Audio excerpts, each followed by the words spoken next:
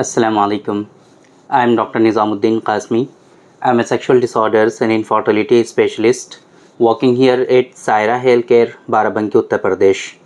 देखिए, male infertility बहुत ज़्यादा कॉमन है आजकल। आप लोगों ने पहले भी हमारी वीडियोस में देखा होगा कि हमने आप लोगों को बताया है कि मेल इनफर्टिलिटी कितने कॉमन है इंडिया में और कितने % लोगों में मेल इनफर्टिलिटी आजकल हो रही है। आज के इस वीडियो में बेसिकली हम बात करने वाले हैं मेल इनफर्टिलिटी के फैक्टर्स के बारे में, है ना, कि किस किस तरीक़े से किसी शख्स के अंदर मेल इनफर्टिलिटी होती है ना। सारी चीज़ें आज हम कवर करने की कोशिश करेंगे, एक जल्दी सारी चीज़ों को हम बताएंगे आपको। और असल मकसद जो है हमारा आप लोगों को बताने का वो ये है कि मैच्योरेशन अरेस्ट क्या होता है, वो सबसे लास्ट में हम बताएंगे आपको कि मैच्योरेशन अरेस्ट के बारे में क्या क्या कहा जाता है और क्या सच में इसका ट्रीटमेंट पॉसिबल है। वो सारी चीज़ें हम लास्ट में बताएंगे आपको। कल की वीडियो में भी हम इंपॉर्टेंट चीज़ें डिस्कस करेंगे, वो बाद में बताएंगे आप लोगों को। पहले हम बात करते हैं मेल इनफर्टिलिटी के बारे में। देखिए, मेल इनफर्टिलिटी कॉमन तो बहुत है, लोगों के अंदर लापरवाहियाँ भी इसको लेकर बहुत ज़्यादा हैं। लोग इसको सही से ट्रीट नहीं करते हैं, बहुत टाइम गुजर जाता है। बहुत सारे लोग ऐसे होते हैं, शादी को 2-2 3-3 साल गुजर गए हैं, लेकिन फिर भी वो लापरवाह हैं। कहते हैं कि जब होना होगा हो जाएगा, जब ऊपर वाले की मर्ज़ी होगी तो फिर हो जाएगा बच्चा, लेकिन वो सही से इन्वेस्टिगेशन नहीं कराते हैं। देखिए, ऊपर वाले की मर्ज़ी तो हर हाल में शामिल है, उसकी मर्ज़ी के बिना तो एक पत्ता भी नहीं हिल सकता है। अल्लाह की मर्ज़ी के बिना एक पत्ता भी नहीं हिल सकता है, लेकिन कुछ फैक्टर्स भी होते हैं जिनको आपको इवेल्युएट करना चाहिए। और अगर वहाँ पर कुछ इश्यूज़ आपको मिलते हैं तो उनका जो इलाज अल्लाह ताला ने बनाया है उस इलाज को भी फॉलो करना चाहिए, है ना भाई। इलाज भी तो अल्लाह ने बनाया है, दवाएं भी तो अल्लाह ने बनाई हैं, बीमारियां भी अल्लाह ने दी हैं। तो अब किसको क्या दे अल्लाह, ये तो अल्लाह की मर्ज़ी है ना। तो अब आप लोगों को इससे पीछे नहीं भागना चाहिए, ये सोच करके कि जब अल्लाह की मर्ज़ी होगी तो हो जाएगा। आप लोगों को इसके बारे में सही से समझने की कोशिश करनी चाहिए। देखिए, बहुत टाइम जब गुजर जाता है, उनके बच्चे नहीं होते हैं, तब वो लोग किसी डॉक्टर के पास या किसी हकीम के पास जाते हैं, तो वो लोग उनका सीमेन एनालिसिस कराते हैं। अच्छा, बहुत मर्तबा एक गलती तो यहाँ पर ये करते हैं लोग कि जब बच्चे नहीं हो रहे होते हैं तो डायरेक्टली जो उनकी वाइफ होती हैं, जो फीमेल पार्टनर होती हैं, उनका इलाज शुरू कर देते हैं लोग। उनकी जांच वाँच छोड़ दीजिए, बस ये कहते हैं कि बस इतने साल हो गए, इसके बच्चे नहीं हो रहे, ये कहते हैं कि इसके बच्चे नहीं हो रहे, है ना। अब हालांकि ऐसा तो नहीं है कि सिर्फ उसी का उसमें रोल है बच्चे होने में, आपका भी तो कहीं ना कहीं रोल है। वो कैसे है अभी अब हम आपको बताने की कोशिश करते हैं। हाँ, हम ये बिल्कुल भी नहीं कहते कि फ़ीमेल में कुछ होता ही नहीं है, फ़ीमेल चाहे जैसी हो उसके बच्चे हो जाते हैं, ऐसा भी नहीं है। हो सकता है कि फ़ीमेल में भी प्रॉब्लम हो, फीमेल इनफर्टिलिटी भी हो, बट आप लोगों को डायरेक्टली फ़ीमेल को ब्लेम करना और फीमेल का ही इलाज शुरू कर देना, ये थोड़ा सा नामुनासिब है। इस वजह से जब भी इस तरह का इशू हो, जब भी इनफर्टिलिटी इस तरह की आपको फेस हो, तो आप लोगों को दोनों पार्टनर को इवेल्युएट करने की ज़रूरत है, सिर्फ फीमेल पार्टनर को नहीं। इस बात का आपको ख्याल रखने की ज़रूरत है। दूसरी बात, जब सीमेन एनालिसिस इनका, अभी हम असल में फीमेल पार्टनर के बारे में बात नहीं कर रहे हैं, यहाँ पर हम मेल पार्टनर की बात कर रहे हैं, इस वजह से हम मेल को ही लेंगे। तो जब सीमेन एनालिसिस कराते हैं, जाहिर सी बात है ना, मेल पार्टनर का जो है मेल इनफर्टिलिटी है या नहीं है, क्या स्टेटस है इस पेशेंट का, तो उसको जानने के लिए हम लोग कराते हैं सीमेन एनालिसिस। सीमेन एनालिसिस जब हमने कराया तो उसके अंदर हो सकता है क्या क्या चीज़ें पाई जा सकती हैं, हम उसके बारे में आप लोगों को एक सरसरी तौर पर नज़र डालने की कोशिश करते हैं। आपको ओलिगोस्पर्मिया हो सकता है।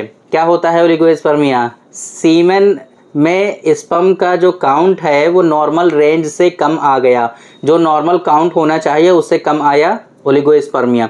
अब ओलिगोस्पर्मिया अगर आपको है तो बच्चे नहीं होंगे, ये एक साइंटिफिकली है ना। अल्लाह की मर्ज़ी भाई हर जगह शामिल है, अल्लाह चाहे तो ओलिगोस्पर्मिया में भी बच्चे दे सकता है आपको, बट अकॉर्डिंग टू साइंस आपको बच्चे नहीं होंगे अगर ओलिगोस्पर्मिया है तो। एक बात। दूसरी बात, एस्थेनोस्पर्मिया हो गया, आपको एस्थेनोस्पर्मिया डिटेक्ट हो गया। क्या होता है एस्थेनोस्पर्मिया? स्पर्म की जो मोटिलिटी होनी चाहिए जितनी, उतनी मोटिलिटी नहीं है, आपकी रिड्यूस आ रही है, कम आ रही है, एस्थेनोस्पर्मिया हो गया, बच्चे नहीं होंगे। टेरेटोस्पर्मिया डायग्नोज हो गया। टेरेटोस्पर्मिया क्या होता है? मॉर्फोलॉजी आपके स्पर्म की सही नहीं है, मॉर्फोलॉजी सही नहीं है। नॉर्मल स्पर्म चाहिए ज़्यादा, बट आपके नॉर्मल है ही नहीं, नॉर्मल स्पर्म नहीं है, सारे के सारे स्पर्म एबनॉर्मल हैं आपके, बच्चे नहीं होंगे। इसी तरीके से और सीमेन एनालिसिस में क्या हो सकता है? पस सेल्स बहुत ज़्यादा हो सकते हैं आपके, पस सेल्स बहुत ज़्यादा हो सकते हैं, है ना। तो अब पस सेल्स अगर ज़्यादा हैं तो भी फिर परेशानी होती है यहाँ पर कंसीव होने में, तो अब उसका कॉज क्या है वो देखना पड़ेगा, है ना। पस सेल्स। एग्लूटिनेशन पॉजिटिव तो नहीं है, कल की वीडियो में हमने आप लोगों को एग्लूटिनेशन के बारे में बताया था। एग्लूटिनेशन अगर पॉजिटिव आ रहा है, कई सारे प्लस आ रहे हैं, या ग्रेड 4 आ रहा है, ग्रेड 3 आ रहा है, तो ऐसी सिचुएशन में भी कंसीव होने में बड़ी प्रॉब्लम होती है। तो ये इश्यूज आपके होते हैं सीमेन एनालिसिस में। एक बात कि अगर काउंट आपका प्रेजेंट है, स्पर्म काउंट है, स्पर्म आ रहे हैं, तब ऐसी सिचुएशन में इतने सारे इश्यूज आपको हो सकते हैं। अब ऐसी सिचुएशन की स्पर्म काउंट आपका जीरो आ गया, स्पर्म काउंट आपका बिल्कुल जीरो आ गया, जिसको हम लोग नील स्पर्म या फिर क्या कहते हैं, एजोस्पर्मिया डायग्नोस हो गया। अब एजोस्पर्मिया के बारे में आप लोगों को समझने की ज़रूरत है। बहुत सारे लोग गलती यहाँ पर करते हैं कि एजोस्पर्मिया आया, बस स्पर्म काउंट को बढ़ाने की मेडिसिन लेते रहते हैं। बिल्कुल कुछ नहीं होने वाला उन दवाओं से आपको। आप इसको समझने की कोशिश करिए। जब आपका काउंट यहाँ पर प्रेजेंट था, सीमेन एनालिसिस में काउंट आ रहा था, तो उस काउंट के होने के बावजूद भी कितनी सारी कॉम्प्लिकेशंस हैं, कितने सारे इश्यूज हमने बताया आपको। ओलिगोस्पर्मिया, एस्थेनोस्पर्मिया, टेरेटोस्पर्मिया, एग्लूटिनेशन प्रेजेंट है आपका, या पल्सेस बहुत ज़्यादा हाई हैं, इतने सारे इश्यूज हमने आपको बता दिया है ना। मॉर्फोलॉजी का इशू हमने आपको बता दिया टेरेटोस्पर्मिया में। तो अब इतने सारे इश्यूज जब आपको उस वक्त हो रहे हैं जब स्पर्म काउंट आपका प्रेजेंट है, सीमेन एनालिसिस में स्पर्म आपके आ रहे हैं, उस वक्त इतने सारे इश्यूज हैं आपके अंदर, तो आप सोचिए अगर स्पर्म नहीं है तो फिर कैसे कैसे इश्यूज होते होंगे। ज़रा समझने की कोशिश करिए आप, हम बताते हैं आपको। एजोस्पर्मिया है, एजोस्पर्मिया अब 3 तरह से आप डिवाइड कर लीजिए। एजोस्पर्मिया 3 तरह से, क्या, pre testicular azoospermia, testicular azoospermia या पोस्ट टेस्टिकुलर एजोस्पर्मिया। कंफ्यूज मत होइए, क्या होता है ये हमने बहुत मतलब आप लोगों को पहले भी बताया हुआ है, बस इतना समझने की कोशिश करिए। ये 3 तरह के होते हैं, या इसकी हम जो ये क्लासिफिकेशन है दूसरी तरीके से भी हम कर सकते हैं, क्या, ऑब्स्ट्रक्टिव एजोस्पर्मिया या नॉन ऑब्स्ट्रक्टिव एजोस्पर्मिया। ऑब्स्ट्रक्शन की वजह से मतलब स्पर्म नहीं आ रहे हैं बाहर, इसको डायग्नोज हम कर सकते हैं बहुत आसानी से सीमेन एनालिसिस में ही। फ्रक्टोज पॉजिटिव है या नहीं पॉजिटिव है, फ्रक्टोज अगर पॉजिटिव है तो स्पर्म का मतलब कि आपका जो है ऑब्स्ट्रक्टिव एजोस्पर्मिया नहीं है, फिर वो नॉन ऑब्स्ट्रक्टिव एजोस्पर्मिया है। अब देखिए, समझने की कोशिश करिए कि अगर एजोस्पर्मिया हो गया तो 3 तरह का एजोस्पर्मिया हो गया, प्री टेस्टिकुलर एजोस्पर्मिया।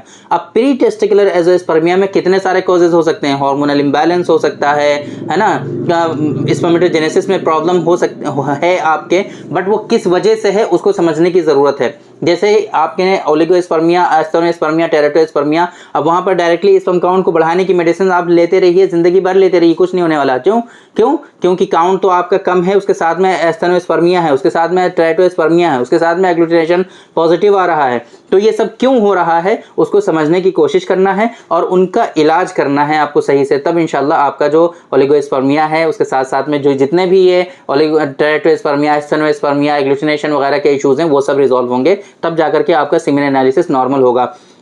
सेम इसी तरीके से जब एजोस्पर्मिया आपको आ गया है और एजोस्पर्मिया में एक डायग्नोस आपने कंफर्म कर लिया कि आपका जो एजोस्पर्मिया है वो प्री टेस्टिकुलर एजोस्पर्मिया है। अब प्री टेस्टिकुलर एजोस्पर्मिया में हार्मोनल इंबैलेंस सबसे इंपॉर्टेंट रोल प्ले करता है। टेस्टोस्टेरोन का लेवल बहुत कम आएगा आपका, FSH, LH, E2 वगैरह काफ़ी हाई आएंगे आपके। तो अब ये सारी चीज़ें आपको देखनी है, इनको नॉर्मल करने की कोशिश करनी है। अब साथ साथ में आपको ये भी देखना है कि कहीं ऐसा तो नहीं है कि टेस्टिकुलर लेवल पर भी कुछ इश्यूज हों आपको। टेस्टिकुलर लेवल पे क्या, टेस्टिकुलर एट्रोफी हो गई है, टेस्टिस का साइज छोटा हो गया है, वेरिकोसील हो गया है ना, या फिर कोई सिस्ट हो गई है, एपिडिडाइमल में जो है स्वेलिंग है ना, एपिडिडाइमिटिस है आपको, ये बहुत सारे इश्यूज हो सकते हैं आपको। तो वो सारी चीज़ें डायग्नोज करना और उनका प्रॉपर इलाज करना ये बहुत इंपॉर्टेंट होता है। पोस्ट टेस्टिकुलर एजोस्पर्मिया में तो सिर्फ सिंपली ब्लॉकेज है, फिर तो वहाँ पर कुछ कर ही नहीं सकते, मेडिसिन के थ्रू वहाँ पर कुछ इतना ज़्यादा पॉसिबल नहीं है। इस वजह से अब जाहिर सी बात है, अब मेडिसिन के थ्रू पॉसिबल नहीं है और आप इलाज कर रहे हैं एजोस्पर्मिया का, स्पर्म काउंट को बढ़ाने की मेडिसिन ले रहे हैं, तो कुछ नहीं होने वाला। बाद में ब्लेम आप पैथी को करेंगे, बाद में ब्लेम आप दवाओं को करेंगे कि ये दवा तो बिल्कुल बेकार है, हमने 3 महीने तक खा ली लेकिन हमको कोई फ़ायदा नहीं मिला। तो ऐसे दवाओं को ब्लेम करने से कोई फ़ायदा नहीं है। अब क्या वजह है कि ये दवाएं दूसरे पेशेंट में काम कर रही हैं और आपको ही क्यों नहीं, आपके अंदर क्यों नहीं काम कर रही हैं? तो कोई ना कोई तो रीज़न होगा, उसको समझने की कोशिश करनी है। अब अगर एजोस्पर्मिया है ना, प्री टेस्टिकुलर एजोस्पर्मिया है, उसमें एक चीज़ होती है बहुत मेजर, आप लोग इसको थोड़ा ध्यान से समझने की कोशिश करिए। इसको हम लोग कहते हैं मैच्योरेशन अरेस्ट। ऐसी सिचुएशन होती है कि जिसके बारे में एब्सोल्यूट इनफर्टिलिटी कहते हैं, लोग कहते हैं कि ये कंप्लीट इनफर्टिलिटी है और ताउम्र रहने वाली इनफर्टिलिटी है। अब इस पेशेंट के साथ कुछ नहीं हो सकता, इसके बच्चे नहीं हो सकते हैं और ना ही ये आईवीएफ करा सकता है। अगर आईवीएफ कराना चाहें तो ये डोनर स्पर्म लेकर के आईवीएफ करा सकते हैं या कोई बच्चा अडॉप्ट कर सकते हैं। ये ऑप्शन इसके पास बचते हैं अकॉर्डिंग टू साइंस, है ना। अब अगर आपको मैचुरेशन अरेस्ट है तब ऐसी सिचुएशन में क्या करना चाहिए आपको? कैसे कंफर्म होता है मैचुरेशन अरेस्ट? सीमेन एनालिसिस से नहीं कंफर्म होता है, उसके लिए हमें टेसा कराना पड़ता है, एफएनएसी कराते हैं हम लोग टेस्टिस की, तो वहाँ से ये चीज़ कंफर्म होकर के सामने आती है कि इस पेशेंट को मैचुरेशन अरेस्ट है। अब अगर मैचुरेशन अरेस्ट है तो ऐसे पेशेंट के लिए हमारे पास एक ख़ास खुशखबरी है जो हम आपको बताएंगे कल की वीडियो में। कल आप ज़रूर देखिए हमारी वीडियो। मैचुरेशन अरेस्ट के पेशेंट का सक्सेस एक केस है हमारे पास, जो अभी रिसेंटली हमारे पास 5 महीने पहले हमारे पास आए थे।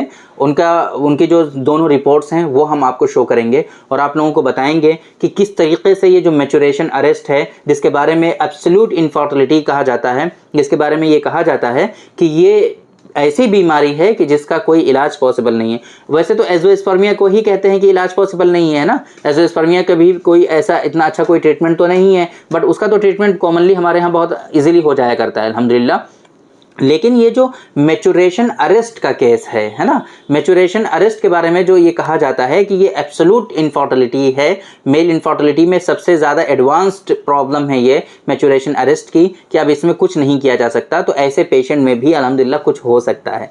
हमारे यहाँ सायरा हेल्थ केयर पर मैचुरेशन अरेस्ट का ट्रीटमेंट हमने अल्हम्दुलिल्लाह कई सारे पेशेंट में किया है और कई सारे पेशेंट में सक्सेस हमें मिली है अल्हम्दुलिल्लाह। और 1-2 पेशेंट ऐसे भी हैं, एक पेशेंट हैं जिन्होंने बहुत अच्छे से ट्रीटमेंट किया था और उनका लेकिन हमने उनको आगे भी रिकमेंड किया था। 5 मंथ्स उन्होंने ट्रीटमेंट लिया था बट उनको चेंजेस नहीं आए थे। मैचुरेशन अरेस्ट का केस था उनका, बट उन्होंने आगे ट्रीटमेंट कंटिन्यू नहीं किया। थोड़ा सा कॉस्टली भी होता है, उनकी अपनी परेशानी भी होगी, इस वजह से उन्होंने कंटिन्यू किया, ड्रॉप कर दिया। बाकी कई सारे इसके अलावा कोई और पेशेंट हमारे पास अनसक्सेसफुल नहीं रिपोर्ट हुआ है अभी तक। जितने भी मैचुरेशन अरेस्ट के केसेस हैं अल्हम्दुलिल्लाह उनका प्रॉपर ट्रीटमेंट हमारे यहाँ हुआ है और सही से उनको जो है मैचुरेशन भी हुआ है। तो कल की वीडियो में हम मैचुरेशन अरेस्ट के बारे में बात करेंगे, आप लोगों को समझाने की कोशिश करेंगे कि मैचुरेशन अरेस्ट क्या होता है, कितनी साइकिल होती है स्पर्मेटोजेनेसिस की और किस तरीके से इसको ट्रीटमेंट करते हैं हम, कैसे इसका इलाज करते हैं और कैसे उनकी रिपोर्ट्स भी हम आपको शो करने की कोशिश करेंगे कि कैसे उनको मैचुरेशन अरेस्ट था और उनको कैसे बेनिफिट हुआ है। और कोशिश करेंगे इस पेशेंट से भी बात करेंगे, अगर वो हमारे यहाँ आ सकते हैं तो हम वीडियो में भी उनको शामिल करने की कोशिश करेंगे। तो उम्मीद करते हैं आप हमारी अपकमिंग वीडियोस को थोड़ा ध्यान से देखेंगे और सही से हमारे चैनल पर विजिट करते रहेंगे। तो उम्मीद करते हैं कि आज की इस वीडियो में जो इन्फॉर्मेशन हमने आप लोगों को मेल इनफर्टिलिटी के बारे में देने की कोशिश की है वो आपकी समझ में आई होगी और आज की इस वीडियो में आप लोगों को ज़रूर कुछ ना कुछ ख़ास मिला होगा। एज़ोस्पर्मिया के बारे में समझने में आपको आसानी हुई होगी, मेल इनफर्टिलिटी कितना ज़्यादा कॉमन है, मेल इनफर्टिलिटी कितना मेजर इशू है, किस तरीके से मेल इनफर्टिलिटी होती है, ये चीज़ें आपकी समझ में आई होगी। तो थैंक यू वेरी मच, बहुत बहुत शुक्रिया आपका। आज के इस वीडियो में इतना ही। इंशाल्लाह कल फिर मुलाकात होगी आपसे एक दूसरी वीडियो में, हम डिस्कस करेंगे आपसे एक दूसरे टॉपिक पर। तब तक के लिए आप हमें इजाज़त दीजिए। अस्सलाम वालेकुम।